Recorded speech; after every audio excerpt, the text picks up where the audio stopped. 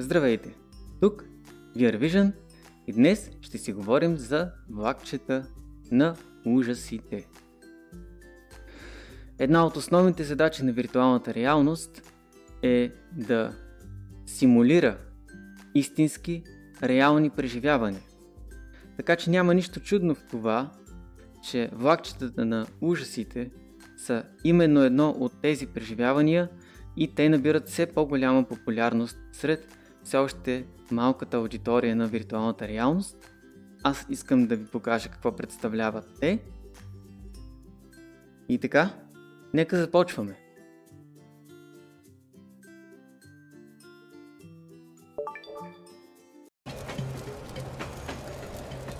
Нормално е в виртуалната реалност нещата да не изглеждат съвсем реални. Сега ще видите за какво точно става дума. Ето тук буквално ще преминем през огъня. Приближаваме.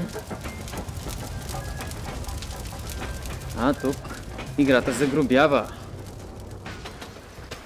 Това е абсолютно невъзможно в реалния свят. Гледката е много живописна, много красива. Ето небето и слънцето, планините около нас. Всичко е много красиво.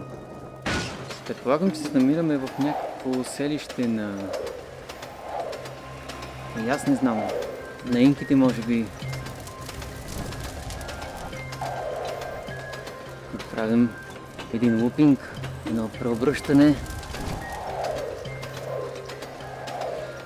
На някои хора може да им стане лошо само като гледат това. В виртуалната реалност нещата са малко по-зле, признавам. Така че трябва да имате здрав стомах за това усещане. Но на мен ми харесва ужасно много. Да видим какво следва сега.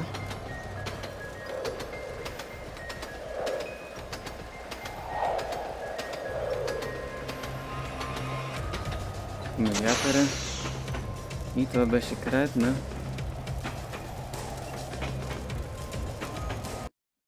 нашето влакче на ужасите. Ако това кратичко видео ви е харесало, харесвайте, коментирайте, абонирайте се за нашия YouTube ченъл за още видеоклипове.